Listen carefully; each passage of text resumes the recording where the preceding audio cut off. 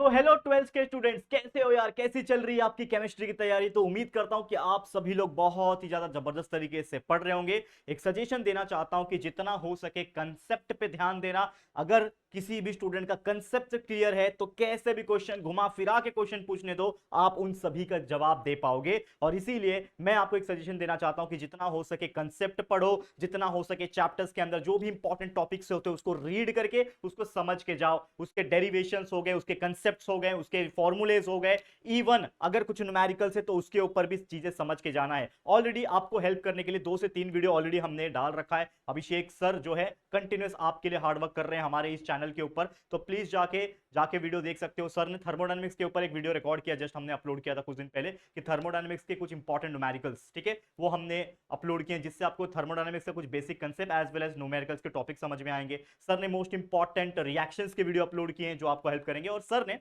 बहुत सारी चीजें प्लान कर रखी है जो कि आपको कंटिन्यूस आएगी इस 2 दिन के गैप के अंदर। तो आप अच्छे से पढ़ते रहो। आपकी हेल्प करने के लिए हमारे चैनल के ऊपर केमिस्ट्री के ऑलमोस्ट सभी चैप्टर्स के लेक्चर वीडियोस भी अवेलेबल है। तो जिन भी चैप्टर्स में आपको दिक्कत है, खासकर रिएक्शन वाले चैप्टर जिसका नाम है एचडीए की बात कर लूं, उसके बाद अल्कोहल फिनॉल की बात कर लूं, अमाइंस की बात कर लूं, ये सभी चैप्टर्स की कंसेप्ट आपको मिल जाएंगे। तो मैं एक सजेशन दूंगा कि जब भी आप वीडियोस देख रहे हो ना हमारे, तो 1.5 की स्पीड पे लिख लेना, जिससे आपका समय बचेगा। 1.75 की स्पीड पे लगा सकते हो, जिससे कम समय में फटाफट तरीके से आपका रिएक्शन समझ में आ जाएगा। और एक बार रिएक्शन समझ में आएगा उसके बेस पे कई सारे क्वेश्चन पूछ।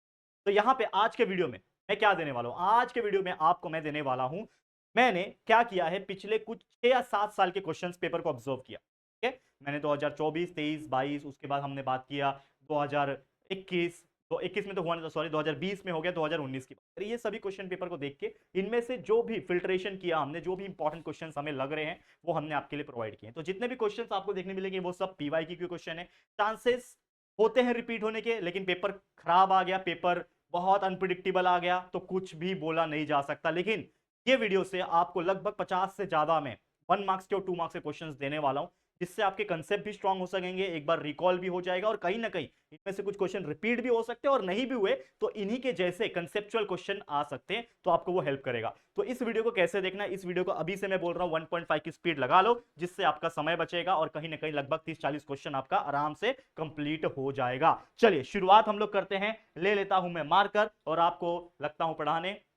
तो कि ये केमिस्ट्री का 1 मार्क्स 2 मार्क्स क्वेश्चन। और एक और चीज, टेलीग्राम ग्रुप ज्वाइन कर लेना, वहां पे बहुत सारी चीजें हम वहां पे प्रोवाइड करेंगे। तो लेट्स गेट स्टार्टेड। तो सबसे पहले बात कर लेते हैं कौन सा क्वेश्चन है। मैं थोड़ा फास्ट जाऊंगा, ठीक है, और मैं यहाँ पे चीजें लिख कर लाया हूं जिससे आपका समय बचेगा, जितना हो सके मैं एक्सप्लेन करूंगा। और दो, जैसे कि आप जानते हो कि I am not expert of chemistry, लेकिन जो भी इंफॉर्मेशन मुझे है वो सब चीज प्रोवाइड कर दूंगा रिगार्डिंग केमिस्ट्री, ठीक है। चलिए शुरुआत हम लोग करते हैं। सबसे पहले जो टॉपिक है हमारा, जो कि आप स्क्रीन के ऊपर देख पा रहे हो, क्या बोल रहा है, write the molecular formula of nomestrol. तो नोमेस्ट्रॉल का केमिकल फॉर्मूला क्या होता है, याद रख लेना, जिसको इथाइनाइल एस्ट्राडायोल भी कहा जाता है, जिसका फॉर्मूला है C20H24O।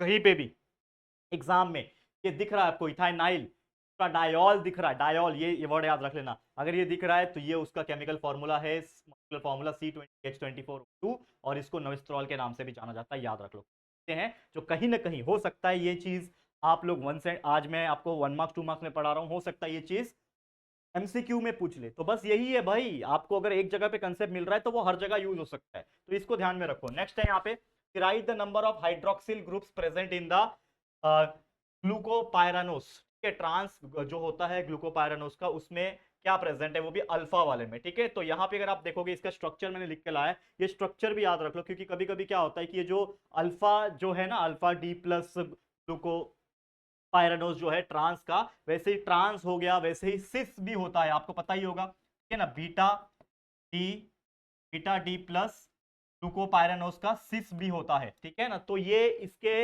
जो भी आपको स्ट्रक्चर है ना उसको याद कर लेने हैं, प्रैक्टिस करके लेने हैं, लगभग इसी प्रकार का स्ट्रक्चर होता है। तो यहाँ पे आप देखोगे तो this is the structure of alpha D plus glucopyranose trans के लिए। तो यहाँ पे अगर आप काउंट करोगे तो ये रहा 1, आपका हाइड्रोक्सिल ग्रुप को क्या बोला जाता है, OH बोला जाता है। तो एक ये OH हो गया, दूसरा, तीसरा, चौथा, और ये पांचवा इसके पास OH है। तो टोटल मिला के 5 ही OH हाइड्रोक्सिल ग्रुप प्रेजेंट है इसके अंदर। तो इस प्रकार से आपने आंसर लिखा, 1 मार्क्स आपको मिल जाएगा, ठीक है, समझ में आ गया। Next question, what is the Nessler's reagent. आपको क्वेश्चन पूछ सकता है, डिफाइन नेस्लर्स रिएजेंट, या फिर व्हाट इज नेस्लर्स रिएजेंट। तो क्या बोल रहा है, it is a solution of potassium iodide mercury chloride और मर्क्यूरी आयोडाइड हो सकता है, और साथ ही में सोडियम हाइड्रोक्साइड जो पानी में होता है, ठीक है ना। ये सब चीज अगर पानी में, तो उस चीज को हम लोग नेशनल रिएजेंट बोलते हैं, और इसका इस्तेमाल, नेशनल रिएजेंट का इस्तेमाल डिटेक्ट करने के लिए, अगर अमोनिया है या नहीं उसको डिटेक्ट करने के लिए फाइंड आउट किया जाता है। तो बहुत सारी चीजें मैं एकदम तरीके से समझ लो आपको बाय हार्ट कराने आया हूं एक ही जगह पे इस वीडियो के अंदर। लगभग अगर ये वीडियो हाफ एन आवर का बनता है या फिर 20 मिनट का बनता है,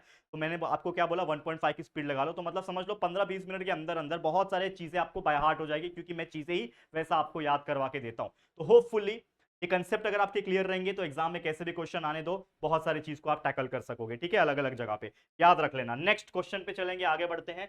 What is the ratio of octahedral holes to the number of anions in the hexagonal close pack structure? तो hexagonal close pack structure कहीं भी दिखता है, सॉलिड स्टेट याद रखो, हेक्सागोनल क्लोज पैक स्ट्रक्चर दिखता है, वहां पे अगर हम रेशियो की बात करें ऑक्टाहेड्रल होल्स का नंबर ऑफ एनायंस के हिसाब से, तो वो हमेशा होता है 1:2। याद रखना रेशियो क्या होता है, 1:1 होता है किसका, octahedral holes the number of anions in the hexagonal close pack structure. Next, what are ether, ठीक है, अल्कोहल फिनॉल ईथर चैप्टर याद है।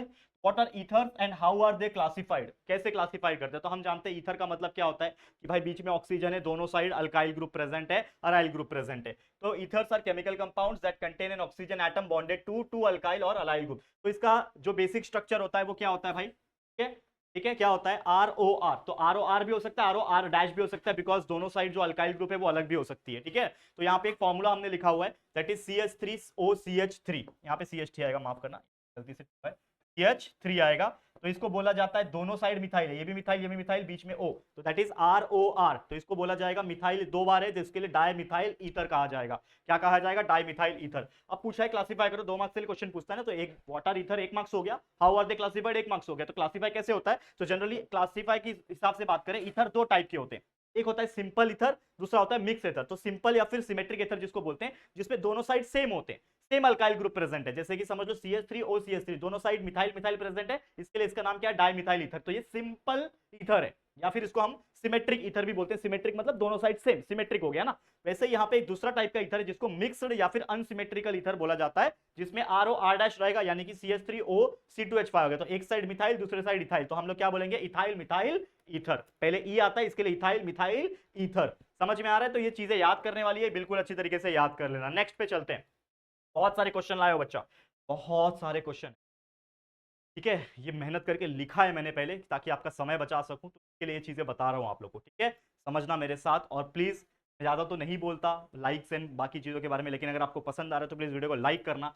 लाइक का टारगेट अगर मैं दूं तो प्लीज कम से कम 2000 लाइक तो कंप्लीट करवा देना, और 500 कमेंट करवा देना, ठीक है बच्चे। और शेयर करना अपने सभी 12वीं के दोस्तों के साथ। तो जो बच्चा बिल्कुल एवरेज है, जिसको केमिस्ट्री से बिल्कुल डर लग रहा है, तो यार ये 30-40 क्वेश्चन जो लेकर आया हूं, होपफुली ये चीजें उनके माइंड में कुछ चीजें डालेगी, कंसेप्ट डालेगी, जिसकी वजह से अगर इनके बेस पे कोई क्वेश्चन पूछा जाए एग्जाम में तो आप सॉल्व कर पाओगे, ठीक है। चलिए, तो क्या बोल रहा है, write the number of carbon atoms present in the monomer use for the preparation of nylon 6 polymer. तो नाइलॉन 6 पॉलीमर की अगर मैं बात करूं, तो इसमें नंबर ऑफ कार्बन एटम कितने प्रेजेंट है, तो अगर मैं बात करूं कि जो मोनोमर यूनिट नाइलॉन 6 के अंदर प्रेजेंट होता है वो 6 कार्बन एटम रहता है, और उसको एप्सिलॉन कैप्रोलैक्टम भी कहा जाता है, याद रखना, ठीक है, एप्सिलॉन कैप्रोलैक्टम कहा जाता है। Next, what are the anti acids, antacids, antacids बोलते हैं। एंटासिड्स आप जानते होंगे, हम जब डाइजिन पीते हैं, कुछ पीते हैं, क्यों पीते हैं, क्योंकि जलन होता है, एसिडिटी होता है, उसको खत्म करने के लिए। तो एंटासिड्स क्या है, एंटासिड्स आर मेडिसिन होते हैं that neutralize the stomach acid. हमारे स्टमक में जो एसिड होता है ना, उसको न्यूट्रलाइज करने के लिए, आपको पता है न्यूट्रलाइजेशन रिएक्शन पढ़ा है हमने, वही चीज है यार, कि हमने क्या खाया,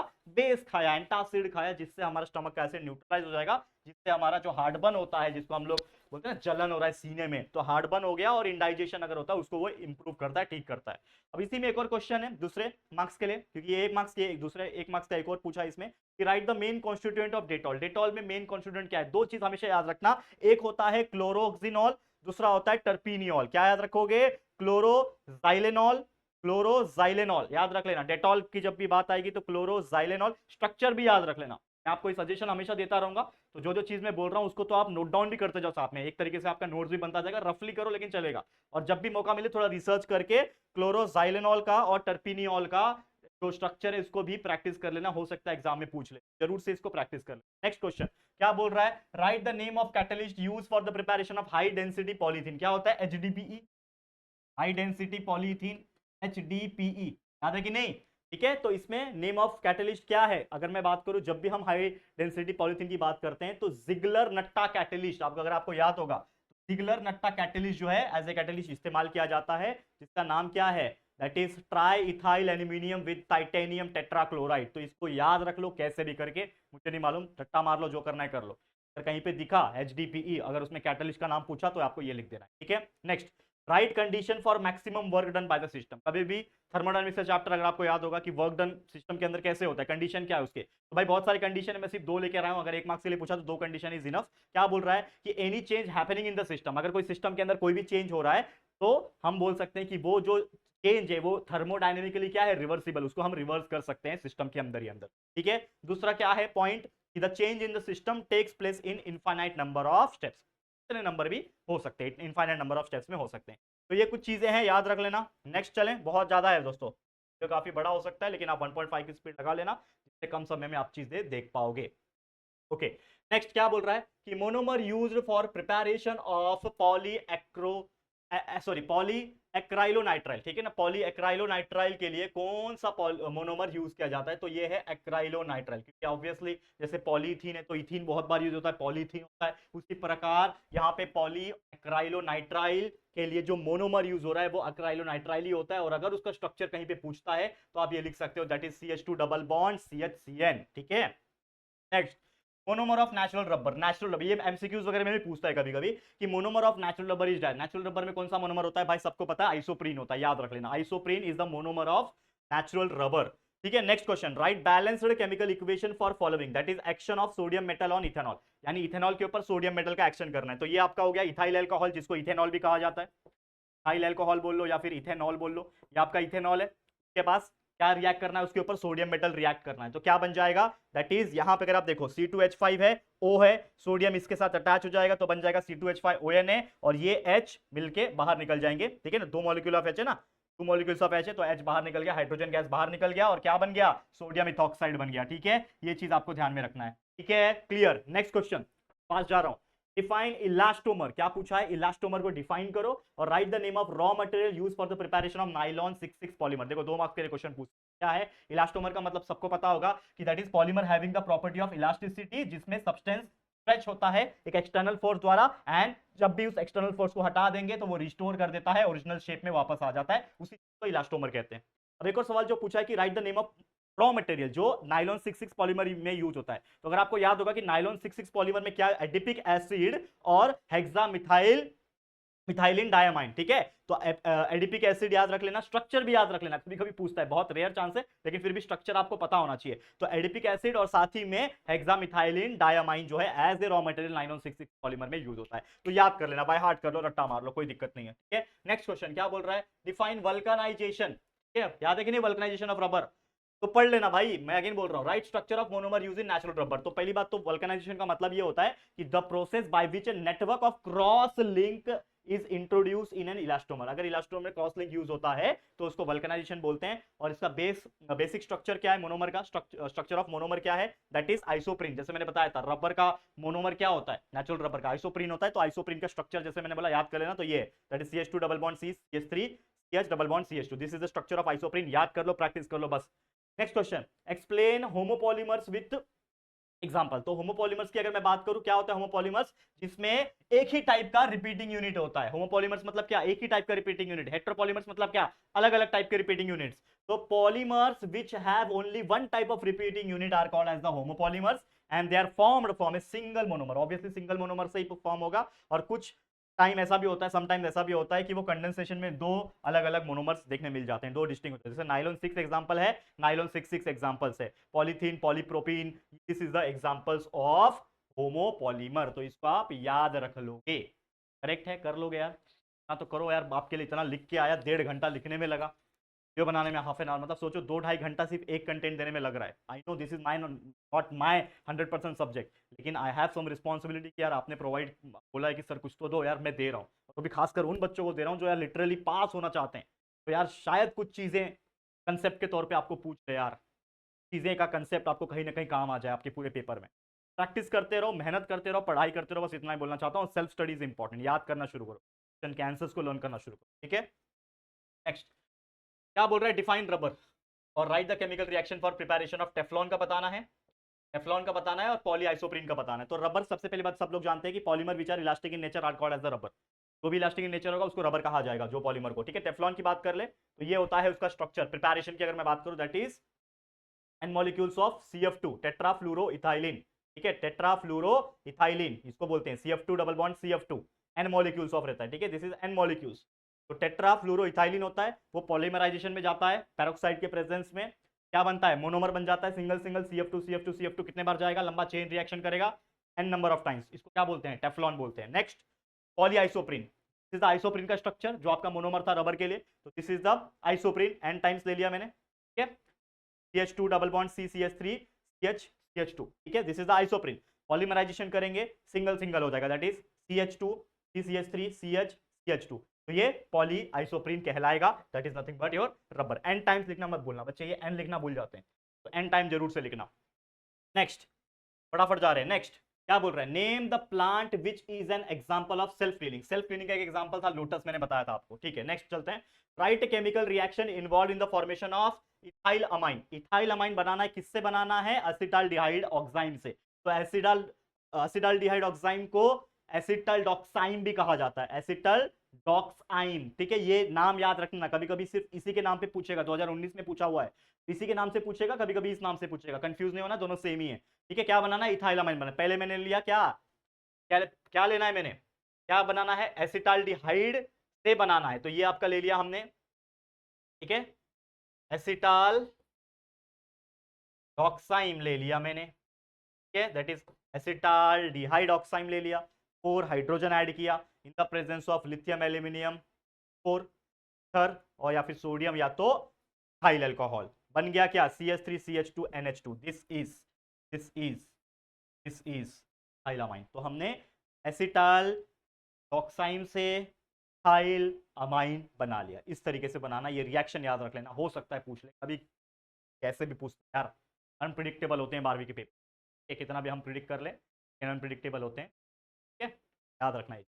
next, name the isomer of benzene hexachloride. ठीक है, तो जो बेंजीन का जो आइसोमर है उसका नाम क्या है, गैमेक्सिन या फिर लिंडेन भी कहते हैं, ये नाम काफी फेमस याद रखने। ठीक है, नेक्स्ट है write balance chemical reaction for preparation of acetic anhydride, बनाना है acetic acid use. Acetic CH3COOH, acetic acid ले लिया हमने, एसिटिक एसिड ले लिया, 2 मॉलिक्यूल ले लिया, हीट किया इन द प्रेजेंस ऑफ P2O5। ठीक है, उसके बाद क्या बनेगा यहाँ पे, that is CH3CO, again CH3CO, और साथ में ये O, nothing but acetic anhydride बन गया, और साथ में वाटर मॉलिक्यूल्स, इस H के अंदर से O मिलके बाहर निकल गया, बन गया आपका एसिडिक। रिएक्शन को भी प्रैक्टिस करना। ठीक है, कर लोगे इतना, चलो आगे बढ़ जाते हैं, नेक्स्ट पे चलते हैं। नेक्स्ट क्या है आपका, right any example of nano particles which is used in the photo catalyst. Example दो नैनो पार्टिकल का जो फोटो कैटलिस्ट में यूज होता है, तो याद रखना zinc oxide and titanium oxide, याद रखना zinc oxide and titanium are some example of जो as a photo catalyst use होते हैं, किसमें, नैनो पार्टिकल्स में, याद रख लेना। Next, write Haworth projection formula, बहुत इंपॉर्टेंट क्वेश्चन है, write Haworth projection formula of alpha D plus glucopyranose. आपको बताया, मैंने स्टार्टिंग में बताया था, ग्लूकोपाइरेनोस का हमने पढ़ा था अल्फा वाला, अब साथ में बीटा भी लिख दो तो बन जाएगा आपका Haworth projection formula, this is alpha D plus glucopyranose, trans हो गया, इस लिख दो, that is beta D plus glucopyranose. तो ये स्ट्रक्चर और ये स्ट्रक्चर, इसको याद रख लो, this is the Haworth projection formula, याद रहेगा, कर लेना प्रैक्टिस, प्रैक्टिस कर लेना, सब चीज को सिंपल करके मैंने यहाँ पे लिख के रखा है, ताकि एक ही जगह से आप एटलीस्ट 1 मार्क्स 2 मार्क्स के क्वेश्चंस को अच्छी तरीके से कंसेप्ट क्लियर करके लो, ताकि इसके जैसे अगर एग्जांपल्स आए एग्जाम में उनको आप आराम से टैकल कर लो। और ये सब एग्जाम्पल की खासियत क्या है कि ये सब चीज कहीं ना कहीं पूछते हैं, फिल्म ब्लैंक में पूछ सकते हैं, 3 मार्क्स वाले के अंदर घुमा के कुछ पूछ ले, तो आपको कुछ तो मालूम रहेगा ना।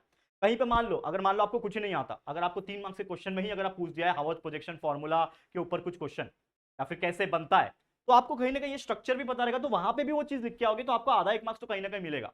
तो जो बच्चा कंप्लेन करता है ना, मेरा कुछ नहीं हुआ, भाई कुछ तो पढ़ो, एमसीक्यू पढ़ना स्टार्ट करो, 1 सेंटेंस 2 सेंटेंस पढ़ना स्टार्ट कर दो, 1 मार्क्स 2 मार्क्स के क्वेश्चन पढ़ना स्टार्ट कर दो, छोटे छोटे न्यूमेरिकल्स पढ़ना स्टार्ट कर दो, गिवन तो लिख के आओ वहां पे, ये सब चीज तो लिख के आओ भाई, पास तो इजीली होना है भाई। 35 मार्क्स पासिंग होता है यार, आराम से मिलता है 25 मार्क्स आपके कॉलेज से, इतना निकालना है, 15 मार्क्स निकालना है गिन के पेपर में 70 में से, क्या पास नहीं हो सकते यार, बड़ी बात करते हुए आराम से पास हो सकते। ठीक है, right one example of safer solvent and hazardous solvent. तो सेफर सॉल्वेंट का एग्जांपल सबसे बेस्ट है वाटर, और हजार्डस सॉल्वेंट का याद रख लेना, दैट इज डाइक्लोरोमीथेन। क्या याद रहेगा? नेक्स्ट, डिफाइन ऑप्टिकल एक्टिविटी, ये भी बहुत important. Define optical activity and how many optical isomers are possible for glucose. तो याद रख लेना, ऑप्टिकल एक्टिविटी का मतलब क्या होता है? It is the ability of a compound to rotate the plane of polarized light. ठीक है, rotate the plane of polarized light. और अगर मैं ग्लूकोज की बात करूं तो उसमें ऑप्टिकल एक्टिविटी, ऑप्टिकल आइसोमर्स कितने होते हैं? ग्लूकोज के पास 16 होते हैं, इसको आप बाय हार्ट करके रख लो। कहीं पे भी अगर पूछा ग्लूकोज के ऑप्टिकल आइसोमर्स कितने होते हैं, तो 16 होते हैं। ऑप्टिकल एक्टिविटी मतलब क्या होता है? कि ability of a compound to rotate the plane of a polarized light, याद रखना। नेक्स्ट क्वेश्चन क्या बोल रहा है? Write any two advantage of nano particles and nano technology. तो पार्टिकल वाले चैप्टर, तो nano particle and nano technology के कुछ एडवांटेज लिख लो। That is revolution in electronics है भाई, कंप्यूटिंग में इसका बहुत ज्यादा यूज होता है। Nano technology solar power economical बना रहा है, एनर्जी स्टोरेज डिवाइसेस बहुत ज्यादा एफिशिएंट हो गए हैं। ठीक है ना, क्योरिंग ऑफ डिसीज हो रहा है, जैसे कैंसर वगैरह, डायबिटीज वगैरह ठीक किया जा सकते हैं with the help of nano technology. Next disadvantage क्या है? कि नैनो पार्टिकल्स लंग डैमेज कर सकता है, ठीक है ना, और क्योंकि अंदर जाएगा तो कहीं ना कहीं प्रॉब्लम क्रिएट करेगा, और इंक्रीज एयर पॉल्यूशन, छोटे छोटे माइन्यूट पार्टिकल्स आ सकते हैं, एयर पॉल्यूशन हो सकता है। Next, write formula to calculate the percentage atom economy. याद रखना, परसेंटेज एटम इकोनॉमी का डेफिनेशन या फिर कहीं पे फॉर्मूला पूछता है, यही चिपका के आ जाना। क्या है? That is person atom economy is equal to formula weight of desire product upon sum of the formula weight of all reactant multiply by 100। This is the formula. लिख लो, शॉट लेना, स्क्रीनशॉट ले लो, प्रैक्टिस कर लो। ठीक है, next define hormone. अब ये hormone जो है वो कहीं ना कहीं अटैच करके पूछता है। तो जैसे हमने ग्लूकोज का वो पढ़ा था ना, हावर्थ प्रोजेक्शन फॉर्मूला पढ़ा था ग्लूकोज वाला, तो उसी के अंदर ये हार्मोन का भी चिपका के एक मार्क्स के लिए पूछ सकता है। जेट इज हार्मोन का मतलब क्या है? ये एक ऐसा केमिकल मैसेंजर होता है जो ट्रैवल करता है कहीं ना कहीं हमारे ब्लड स्ट्रीम के अंदर, ताकि अलग अलग मैसेज और कंट्रोल एक्शंस को कर सके सेल्स, को भी बाय हार्ट कर लेना। नेक्स्ट, नेक्स्ट क्या बोल रहा है? Write the name of the technique use the geometry of the nano particle. ठीक है, अगर आपको ज्योमेट्री ऑफ नैनो पार्टिकल जानना है तो ऐसा कौन सा टेक्निक है? ठीक है, वो है एक्सरे डिफ्रैक्शन। ठीक है, एक्सरे डिफ्रैक्शन, इसको भी याद रख लेना। ठीक है, नेक्स्ट है classify solid in different types. ठीक है, classify solid in different types. 4 type के सॉलिड दिए, वैसे अलग अलग भी आ सकते हैं एग्जाम में, जरूरी नहीं यही आ जाए, कुछ भी आ सकता है ना, ये तो आया हुआ है, आ भी सकता है और नहीं भी आ सकता है, इसके जैसे आ सकते हैं, तो ध्यान में रखना। तो सिल्वर दिया है, P4 दिया है, डायमंड दिया है, NaCl सोडियम क्लोराइड दिया हुआ है। सिल्वर क्या है? मेटल है, तो ऑब्वियसली मेटालिक सॉलिड हो गया। P4 ऑब्वियसली ये क्या है? कहीं ना कहीं मॉलिक्यूल है, तो मॉलिक्यूलर सॉलिड हो गया। डायमंड क्या होता है? आप सभी लोग जानते हैं, that is nothing but the covalent solid हो गया। एंड NaCl क्या है? आयोनिक बॉन्ड उसमें होता है, दैट इज आयोनिक सॉलिड हो गया। तो इस प्रकार से चीजें आपको आ सकती है। नेक्स्ट है write the name of the product form by the action of the LiAlH4 ether on acetylamide. तो याद है आपको एसिटाइलमाइड का हमने वो पढ़ा था। ठीक है, तो अगर आपको याद होगा कि इथाइल अमाइन और इथेनामाइन जो है वो बनता था, खासकर ये हमने पढ़ा था, दैट इज इथाइल अमाइन बनता है, इथेनामाइन बनता है। कहीं पे भी LiAlH4 दिखा या फिर ईथर दिखा तो याद रखना उससे क्या बन रहा है? इथाइल अमाइन बन रहा है। हमने अभी अभी वो रिएक्शन पढ़ा था, अगर आपको फिर से याद दिला दूं, रिएक्शन किधर गया? दिस रिएक्शन जो जिससे क्या बन रहा था? एसिटाल डिहाइड ऑक्साइन से हम क्या बना रहे थे? इथाइलामाइन बना रहे थे। क्या बना रहे थे? इथाइलामाइन बना। ये रिएक्शन हमेशा याद रखना, इस पर सवाल जवाब आते रहते हैं। दिस इज द रिएक्शन, यहाँ पे भी मैंने लिखा हुआ है रीजन। क्या क्लियर है? नेक्स्ट है हो गया, क्या है? Write the structure of the product from when the chlorobenzene is treated with the sodium metal in the presence of dry ether. ये स्ट्रक्चर बाइफिनाइल बनता है, याद रख लेना, बाइफिनाइल बनता है। नेक्स्ट इसको right the name of technique using the geometry of nano particles. इसको एक्सरे पार्टिकल्स भी बताया था मैंने, transmission electron microscopy, transmission electron microscopy कहा जाता है, ये भी ध्यान में रख लेना। नेक्स्ट है write the chemical composition of cryolite. आ सकता है, आ सकता है, आया हुआ क्वेश्चन है, पर पढ़ लो। क्या है? Na3Al F6 पोजीशन ऑफ कायरोलाइट। ठीक है, write mathematical relation between half life of zero order reaction and its rate constant. ठीक है, तो T is equal to A upon K होता है, हाफ लाइफ चाहिए, ठीक है ना, दैट इज जीरो ऑर्डर के लिए, तो यहाँ पे that is 1/2 half.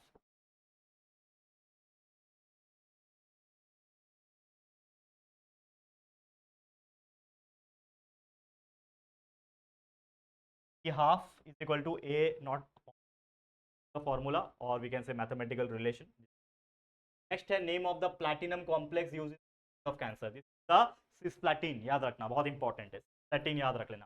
That is platinum NH3 ammonia molecule है, इधर क्लोरीन क्लोरीन मॉलिक्यूल है, प्लैटिन याद रख लेना, के लिए ट्रीटमेंट ऑफ कैंसर के लिए।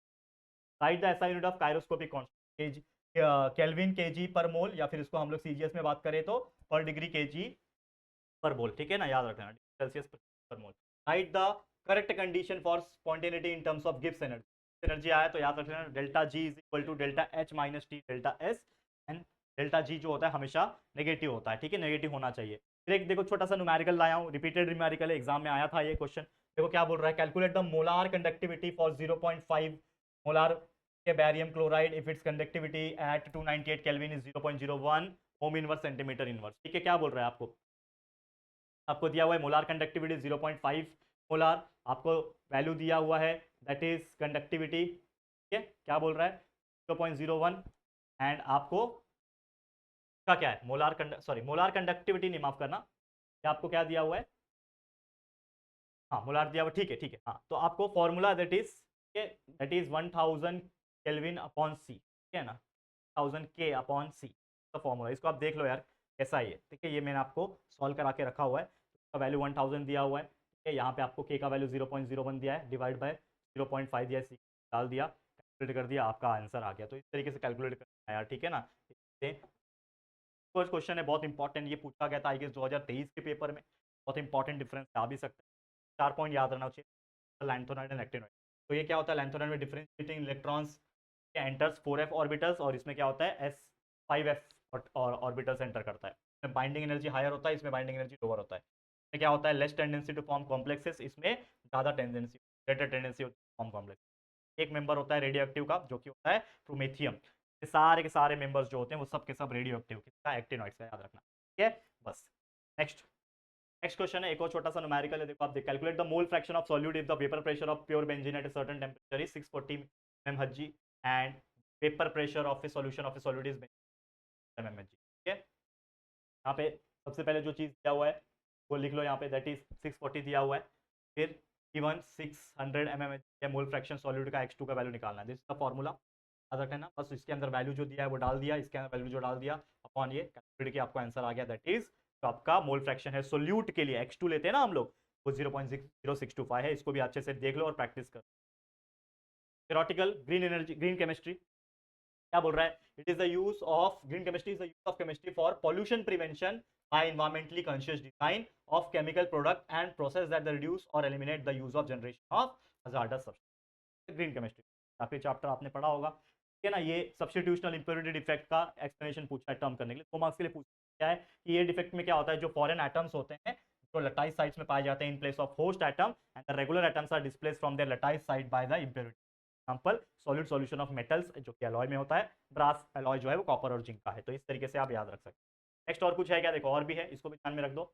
Write the chemical reaction for the following, chlorobenzene is heated with the fuming H2SO, chlorobenzene ले लिया, दिस इज फॉर क्लोरोबेंजीन में H2SO4 ले लिया फ्यूमिंग, क्या किया तो क्या बन जाएगा, that is 1,2 chlorobenzene sulphuric acid, क्या बन जाएगा, सल्फ्यूमिक एसिड, यहाँ पे 2 क्लोरोबेंजीन सल्फोनिक एसिड बन गया, और यहाँ पे आप देख सकते हो तो 4 chlorobenzene 1 2 3 4 chlorobenzene sulphonic acid, reaction को याद रख लेना, याद रहेगा।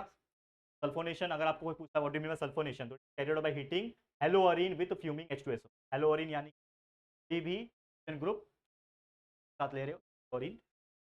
The question, what is the action of the following on ethyl bromide, पर एसीटेट का, यहाँ पे मैंने ले लिया इथाइल ब्रोमाइड CH3 यार, इथाइल ब्रोमाइड ले लिया और सिल्वर एसीटेट ले लिया ना, CH3 डबल बॉन्ड OAG पर एसीटेट, तो रिएक्शन करोगे क्या बन जाएगा, that is nothing but reaction बताना है, ठीक है, और इथाइल ब्रोमाइड एसीटेट, ये आप देख सकते हो रिएक्शन की है। एंड एक आखिरी चीज है, उसको भी देख लो, डिफाइन एसिडिक बफर सॉल्यूशन, ये पूछा जा सकता है, a solution containing a weak acid and its salt with strong bases is called acidic, याद करने वाली चीजें याद कर लेना, ठीक है। तो बस आप देख सकते हो within half an hour हमने more than, I don't know, I don't remember, मैंने नंबरिंग भी प्रॉपर दी नहीं, लेकिन अगर एक मोटा मोटा मैं काउंट करूँ तो हमने अच्छा खासा चीजें 1 2 3 4 5 6 7 8 9 10 11 12 13 14 15 ठीक है 17 18 19 25 26 31 32 4 35 30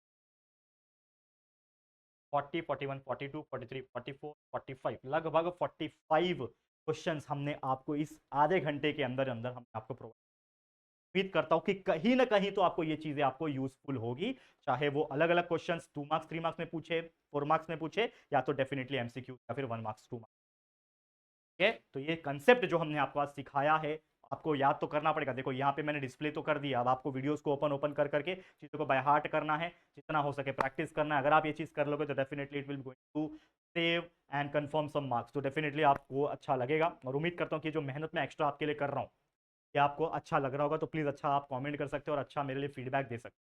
बाकी और भी चीज़ हम कंटिन्यूस आपके लिए ला रहे हैं, कंटिन्यूस आएगा। और केमिस्ट्री का जो आखिरी दिन रहेगा, कि आज आखिरी दिन है और कल केमिस्ट्री का एग्जाम है, तो उस आखिरी दिन पे कंटिन्यूस मैराथन लाइव चलेगा। अभिषेक सर खुद लेंगे, अभिषेक सर खुद आपको मैराथन लाइव लेंगे, बहुत सारे कंसेप्ट्स को रिकॉल करवाएंगे। और मोस्ट प्रोबेबली जिस दिन केमिस्ट्री का एग्जाम होगा उस दिन मॉर्निंग मॉर्निंग में भी लाइव सेशन। आप लोग बस बने रहना, प्यार देते रहना और सपोर्ट दिखाते रहना। आज के लिए इतना ही। वीडियो पसंद आए तो लाइक करें, जरूर से शेयर करें और चैनल को सब्सक्राइब करें। दोस्तों जल्दी मिलेंगे फिर एक और न्यू वीडियो में, तब तक के लिए thank you and good bye.